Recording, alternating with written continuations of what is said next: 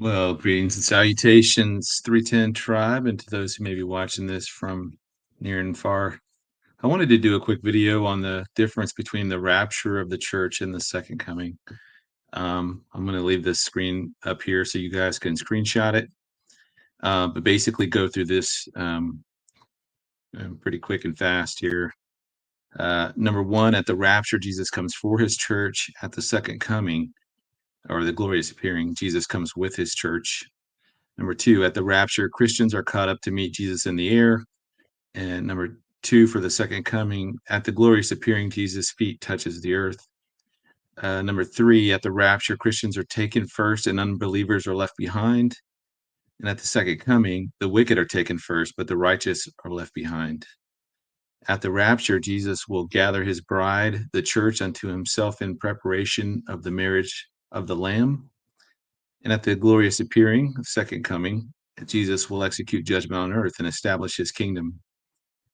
The marriage of the Lamb takes place in heaven after the rapture of the church. And number five, war on earth comes after the marriage lamb at the glorious appearing, when the King of Kings and the Lord of Lords lays the smackdown on all evil.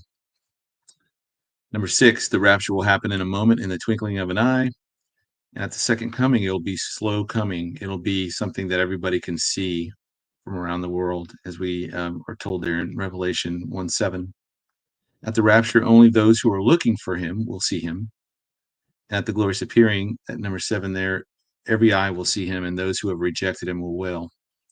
Number eight, at the rapture, Jesus will descend from heaven with a shout, calling for the saints at the resurrection. And at the glorious appearing, no shout is mentioned, although the Lord does slay the wicked with the sword of his mouth. Number nine, at the rapture, a resurrection will take place, and at the glorious appearing, there is no resurrection spoken of. Number 10, the rapture can happen at any time. At the second coming will only occur at the end of the 7-year tribulation. So it's going to follow the 21 divine judgments that we see there in the seal, trumpet, and bowl judgments. Number 11, at the rapture, there are no angels sent to gather the church. At the second coming, angels will be sent to gather people together for judgment. Number 13, at the rapture, Jesus doesn't return riding a white horse. At the glorious appearing, Jesus is riding a white horse. At the rapture will bring with it a message of hope and comfort. At the glorious appearing, it will bring a message of judgment. Go to the next slide here. At the rapture, the world is deceived, and at the second coming, Satan is bound. 16, the focus is on the Lord and the church, and then the focus on the second coming is on Israel and the kingdom. No signs need precede the rapture, whereas the second coming will be chock full of signs.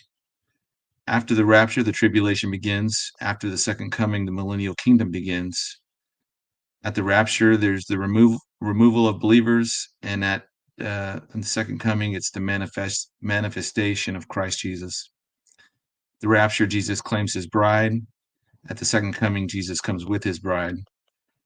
Number 21, marriage supper of the Lamb follows the rapture, and the great supper of the wicked follows the tribulation. The world will not see Christ, Jesus Christ, at the rapture, but rather believers ascend and go to meet him in the air. And Jesus will descend bodily and visibly for all to see, just as he ascended bodily and visibly when he left there in Acts chapter 1. After the rapture, the judgment seat of Christ follows. After the second coming, the judgment of the nations follow. Believers receive a new immortal glorified body fashioned like unto the Lord's at the rapture. And at the second coming, the saints saved during the tribulation enter into the millennial kingdom with their earthly bodies. And that's why the post-tribulation can't work, because if everybody is caught up and transitioned or converted into their more immortal glorified bodies, who would repopulate the kingdom? Because the wicked are cast out at that point into outer darkness, and then all of the righteous would be converted into glorified are in our glorified form. In our glorified form, we won't marry or be given in marriage or procreate or any of that stuff. So we won't need to. And so anyways, that's to me interesting conundrum that post-trib position puts everybody into. Where was I?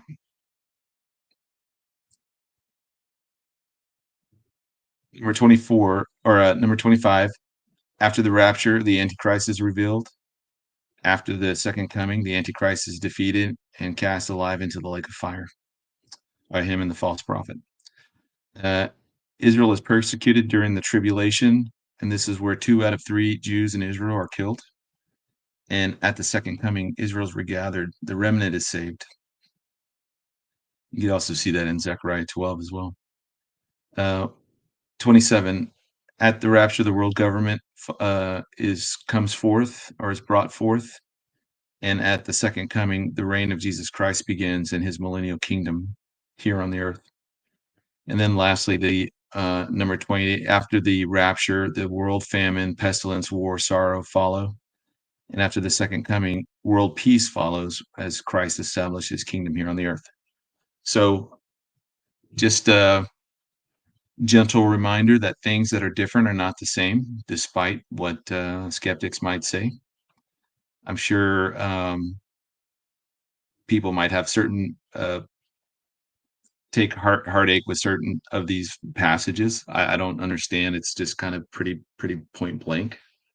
Things that are different are not the same. You have these are 2 different events. They cannot be the same event. So anyways, just sharing that for your edification, and hope you have a great day.